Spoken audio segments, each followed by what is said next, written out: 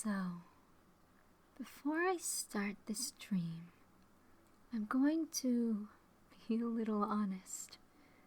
It's been a long time since I've talked about the details of this dream, so a couple of things either won't make sense or I'll have to think out loud as to what happened, and that includes the names of the 4 people I am with for this first part.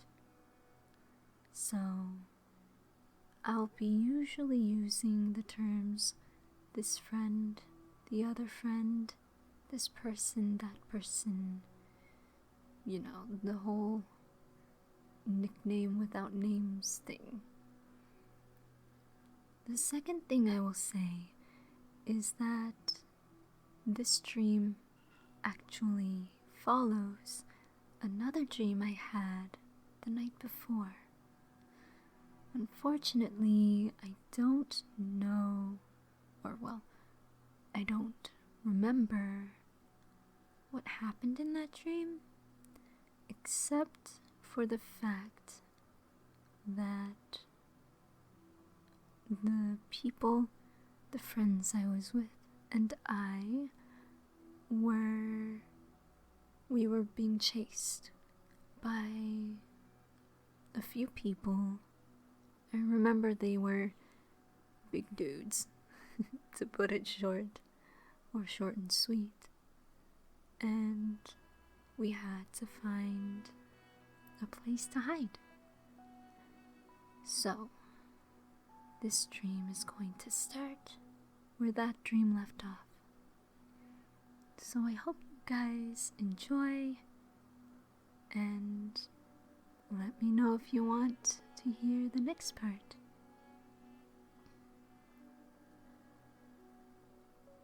So we had just finished shaking off our pursuers, and we needed to find a place to hide. Again, I'm not sure why we had to run away, as that's not usually what I do in dreams, but that's what we did. We found ourselves on a path that led us through a forest and took us to a giant mountain. It was a relatively easy hike, and at the top of this mountain was a beautiful yet abandoned and decayed castle. It wasn't a large castle, it was more like a small stone, I guess castle would be the wrong thing to say, but it was a large building that was clearly not from our present day.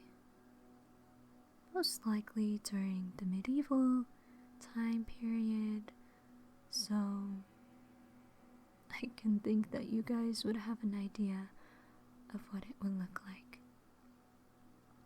It was night, and it was a little chilly, but not to the point to where we were absolutely freezing.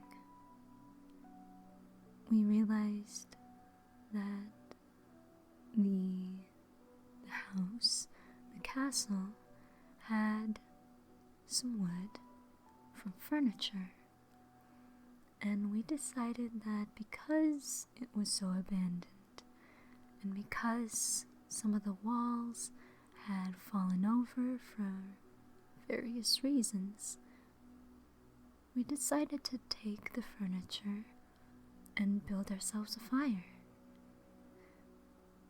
Inside the castle was a beautiful place, despite having been abandoned and turned into a place that plants found their home. There were vines all over the walls. There were spider webs, weeds, flowers. Pretty much nature took over the place. And as creepy as it was in some ways, it was also very beautiful. We took chairs, a table, I think, and a few other miscellaneous wooden pieces, and started to head back outside where we planned to create the fire. There was this plateaued area that we decided would be a good spot because we would also be able to sleep there without the worry of rolling down the hill or falling off the cliff. But on our way out, I heard a little scampering of feet. I was a little concerned and extremely weirded out because, like I said, the place was decrepit, abandoned. It had fallen apart years ago. But turning around, I saw what looked like a little girl. She had fair skin, long black hair. She was holding a doll of some sort. And if I was to remember the clothes she had on, she was wearing, I think, a striped shirt of purple and white. I think a black little skirt, reminiscent of, well, that was more knee-high, I guess. She also wore those little black shoes with white socks. Anyway, you would think she looks like the stereotypical creepy girl in horror movies. So, naturally, I was a little creeped out. I turned back to one of my friends who lagged behind with me, and I asked them, "Do you see that? There's a little girl behind us." And they looked over my shoulder and they said, "What are you talking about? I don't see anything." I turned around again, and just like that, she was gone.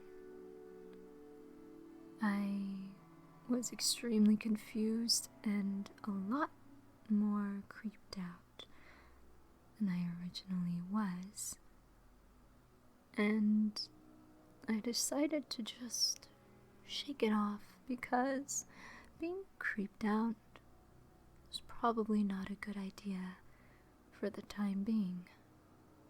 Besides, we had just run away from, I guess, danger, and we needed to relax. So I pick up my piece once again. I think it was a nightstand. And I went outside to meet up with the other 3 people. Now again, I don't remember the names, so you'll have to bear with me if this starts to get confusing. I'm trying to think of how it would be most useful, but we'll just roll with it and see how it goes. The 3 other friends had already started working on the fire. I do remember one of them being very skilled in simple survival techniques, like starting a fire practically out of nothing, and building shelters, all that stuff. He was working on the fire, of course. And the other 2 were there to give assistance whenever he needed it. I reached them, put down my nightstand, heard a voice. I turned around, and while I didn't see anything this time, I didn't see her at the time. I saw a bush move. I tried to shrug it off as an animal of some sort, just running around at night. And I tried my best to not think much more of it.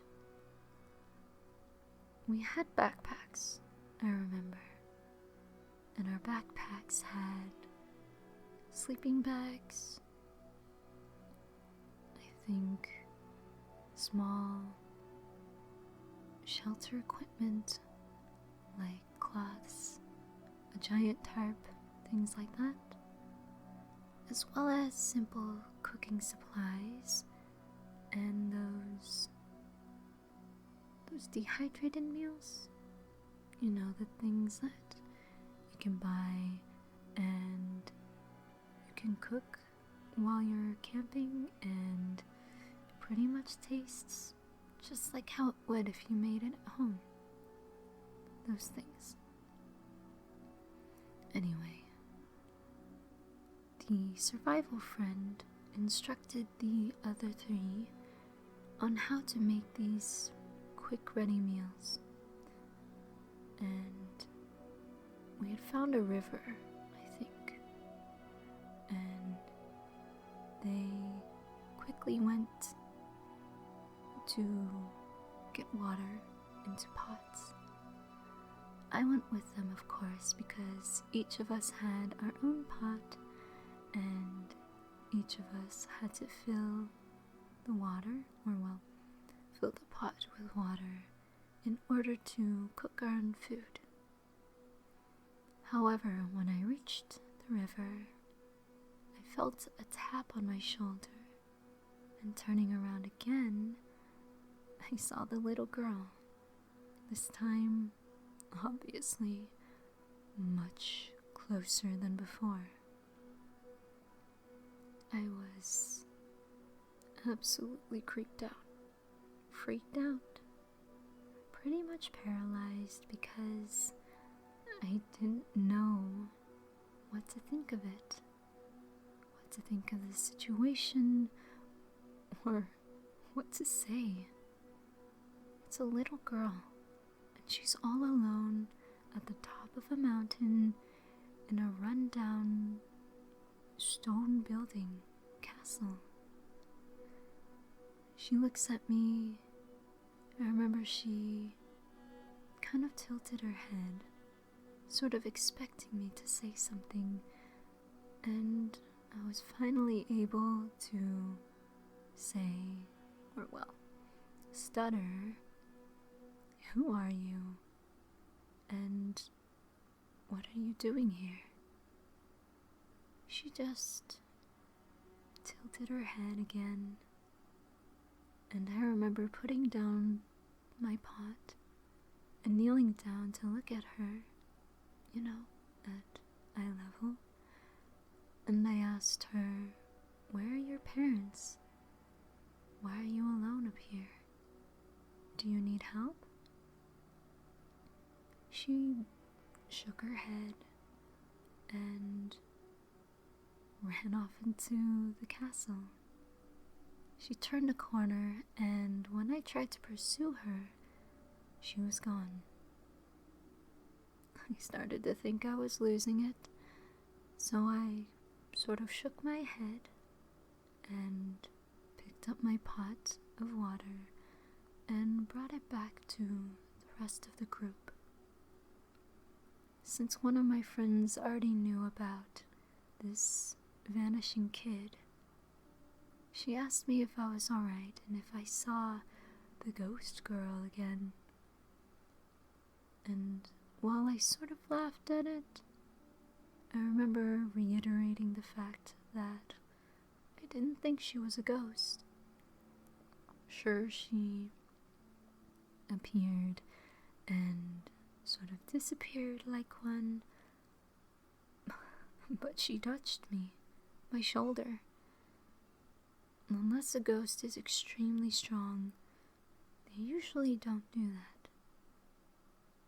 The others just sort of shrugged, laughed, called me a little crazy, and that the journey that we had, the chase, wore me out more than we thought it did.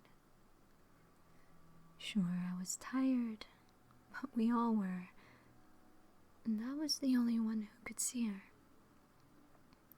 I just rolled my eyes, and we returned to our task of boiling our water to purify it from any bacteria, things like that, and cook our food. We waited for however long it was supposed to be for us to wait until our food was ready, and during that time, we talked about random things, what had happened, how we feel. I think one of them had hurt their ankle during the chase, so we were checking on him to see if he was doing okay. He sort of was, but we could see his ankle was a little swollen, so we planned to get up early in the morning, or in the next morning, and find a doctor with the, of course, objective of avoiding the people that were chasing us before. I think there was a neighboring town, so we decided to go there instead the next day. When our food was finally ready, we opened our bags. Well, they were bags. And we started to eat.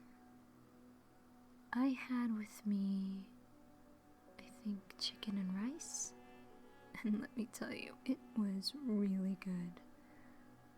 If I were to say something on a little tangent, I think that food, when you are camping, is so much tastier than when you're at home. Could be the air, I'm not sure.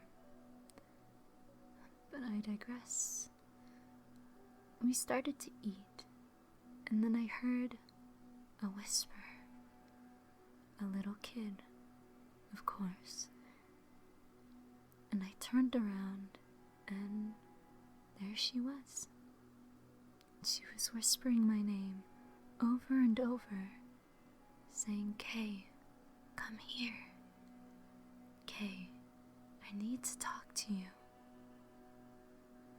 I was very creeped out, because one, it had already been established that I was the only one who could see her, and two, creepy looking girl, little girl, whispering my name, knowing who I was. I didn't know what else to think. And on top of that, the fact that my 4 friends were kind of laughing, making fun of me, and swore up and down that they didn't see her, it didn't help. I don't know what compelled me to stand up, but I did. I excused myself for a minute, and I walked over to the girl. She led me down the path a little bit, away from the eyes of the others, and she motioned to a stone, a large stone, and it was like I knew what she wanted me to do. I sat down and asked her what was going on. Who are you? Why are you here? Why are you talking to me? And most importantly, why am I the only one who can see her? Or well, to her I said, why am I the only one who can see you? She didn't respond for a minute, walked me up and down, as if sizing me up to see if I was okay or to her requirements, to her liking. I'm not sure, but it was a little unsettling.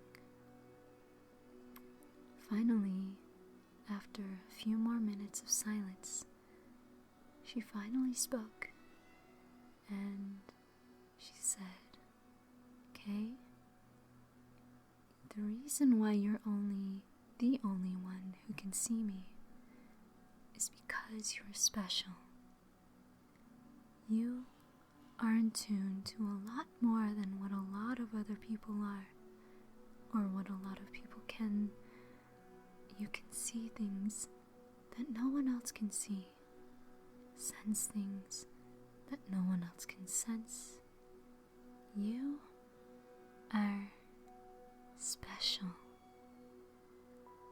I was completely dumbfounded, surprised, speechless, and did I mention weirded out? This girl appeared and disappeared without a trace. She was somebody only I could see, and the first words to come out of her mouth was to say that I was special and that only I could see her. I think I finally found my voice after what felt like a long time, and I asked, "Me? Why me? And why can't the others see you?" She looked at me, looked at them, all sitting around the fire, and let out a sigh. She said, "They don't believe that I exist, and that is sad. I was hoping that they too would believe in me, but because they don't, you need to show them who I am." Still completely confused, I asked her, "And who are you exactly?" She looked at me and smiled. It wasn't a creepy smile as one would expect, but it was kind and almost comforting in a way. And she said to me, "Since you believe in me, since you know me, trust me, and you will know who I am in due time." Well, that didn't really give me much comfort, of course, but considering that she clearly had something going on about her that was, well, indescribable in a way, I nodded and said, "I guess I don't really have too much choice." She said, "Of course you have a choice. Everyone does. But I'm glad that you believe in me and you can see me."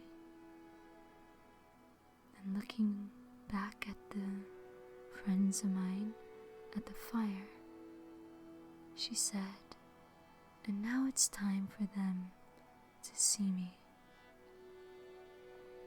I asked her, "How is that going to happen if they can't see you now?" She then looked at me and said, "You're going to show them to me. You will help me reveal myself to those who don't believe." How would you feel if somebody told you that? I, for one, would be, and indeed was, very, very, very weirded concerned, confused, all of the above. And before I could really object, my body just nodded, my head nodded, and I guess my will to object was gone. For some reason I trusted her. There was something about her, like I said, and I felt like believing in her, doing what she asked, was the right thing. After I nodded, she touched my forehead, and I closed my eyes. It was only for a second, but when I opened them, my vision was a bit warped, very different.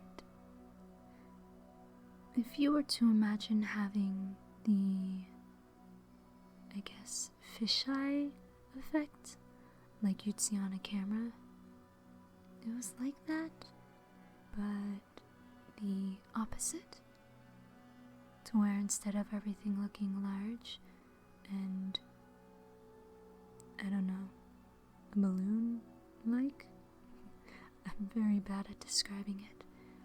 It was the opposite, to where everything almost looked farther away than what it was. What was interesting, though, was that when looking at the 4 people at the fire, they were radiating a sort of silhouette of purple, a dark, murky type of purple. But looking at my hands, they were bright yellow, bright as the sun almost, and I looked at the girl. She was white, shining white, and I mean, it was hard to explain in my head at the time, and needless to say, it's still difficult to explain. I didn't know how I was feeling, but I knew what had to be done. She asked me if I was ready, and I remember nodding and said, of course, I don't know what's going to happen, but I'm ready as I'll ever be. I'm ready as I'll ever be? Yeah. I stood up slowly because the new warped vision was a little disorienting at first.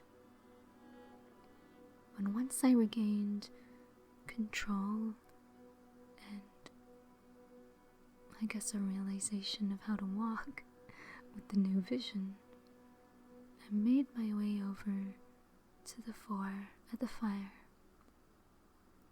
They looked at me, of course, as if I had lost my mind, and they asked where I had been. I was gone for about 15 minutes, 20, and they started to get a little worried. I didn't say anything, and instead walked up to each one of them, and one at a time touched their foreheads. They closed their eyes, just like I did, and when they opened their eyes, the looks on their faces were ones of pure shock, surprise, and almost fear. Actually, it wasn't almost fear, it most definitely was. I asked them what they saw, and they said they saw what looked like a tall female with a scythe. She was radiant and towering above all of us. I looked over, but all I could see was the little girl. Now was very confused. I asked her, what were they seeing? And she said that they saw her in a different form. This prompted me to ask the question again of who, and at this point, more importantly, what are you? She sighed and looked at me and said, all in due time, trust in me. And she took my hand for a moment and looked me in the eyes and repeated the word, or words, trust in me.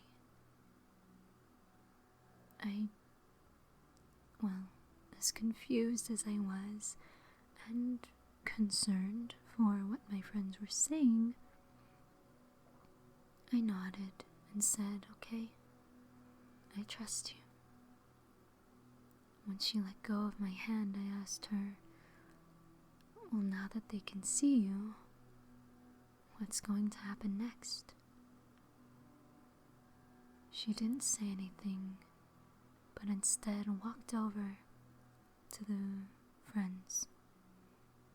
At this point, they were all on their knees for some reason, and they were begging for forgiveness for not believing in her, for not knowing that she was around. They tried to make excuses, they tried to explain themselves, but none of it seemed to work. And without warning, she started to touch their foreheads, one at a time, as if it happened in a split second. Their bodies became nothing but ash that fell to the ground. I was shocked, mildly terrified, and even more confused than I was before. What made it so strange for me was, other than the obvious, my friends are now piles of ash. What was strange, and what I couldn't wrap my head around, was while they saw, apparently, a tall woman in white with a scythe, all I could still see was the little girl. So from my eyes, and from my perspective, a little girl just touched their foreheads and whoosh, ash. I looked at her and asked, what in the world just happened? She sighed, almost sadly, and looked at me and said, they didn't believe in me. So, well, they had to go somewhere else. I, of course, was a little bit upset, very upset, and I said to her, go somewhere else? They turned it to ash.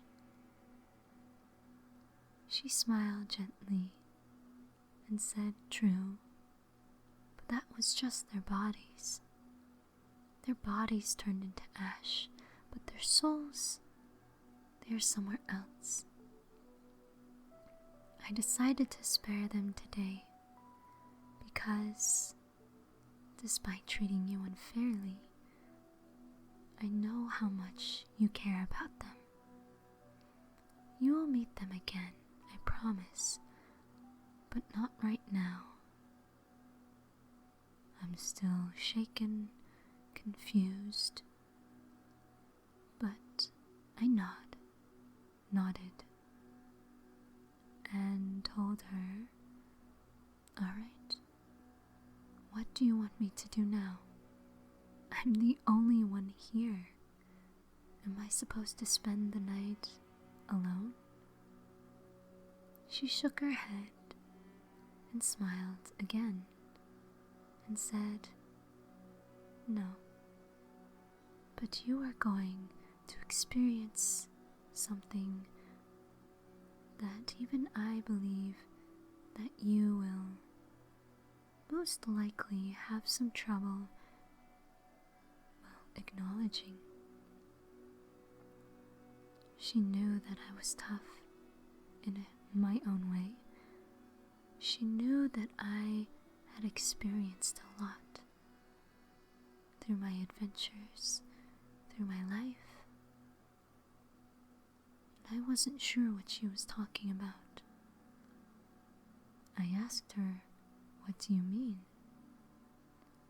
She hushes me and says, "It's okay. You don't understand now, but you will soon." For the moment, however, she said, looking at the sky, "You must go to a different place." I asked her, "What place?" And she looked at me and said, "You will be going to your family. I will take you there. Well, sort of. I will give you wings, a way for you to transport yourself safely from here, where you are in danger, to your family, where you will be safe for a time." I, still confused, looked at her and, with wide eyes, said, "Wings? As in what? Duck wings? Goose wings? Wings like birds to make me fly?" And she laughed a little and said, "Sort of, but they look less like a duck and more like what you would think an angel's wings look like." My mouth dropped, and I was absolutely, for the second or third or 10th time, in awe. She snapped her fingers and then touched my shoulders, and all of a sudden I felt this slight weight at my back. I turned my head as much as I could, and I saw white, feathery wings. I hurried over as carefully as I could to that river, and looking into my reflection, sure enough, I had some beautiful angel wings on my back. I looked at her. She looked at me with a smile. She told me they won't last forever. They will only be on your back for as long as it takes for you to get from here to your family. Once you get there, they will leave you. But I feel like after that, you will be relieved that the weight will be off of you. I was, unable to speak again, and she smiled, walked up to me and said, "There's no need to thank me. I know you're thinking about doing so. Continue to trust me, trust in me, and I will show myself to you again." I asked her when, and she said, "All in due time. For now, though, go to your family. You will have a proper dinner there, and then the real adventure begins." With a blink of an eye, she was gone, and before I knew it, my wings started to almost move on their own. I was soon off the ground and flying high in the sky, above the clouds. It was a beautiful sight, the moon shining bright, the stars, and the clouds below me. It felt very real. After a few minutes, I looked down through the clouds and I saw my family. Randomly enough, they were sitting at a Mexican restaurant. Yes, a Mexican restaurant. And they were about to order their dinner. I thought to myself, this must be what she meant by having a meal. And without further delay, I swooped down on my wings and landed right in front of the restaurant. Just like she said, the wings disappeared, and after shaking my shoulders a little to get used to the weight being gone, I walked into the restaurant, where my family greeted me excitedly, as if I was never gone, if only for a little time, for work. I smiled and hugged them, and was ready to order my own dinner with them. But in the back of my mind, the little girl's words kept repeating in my head. The adventure is only getting started.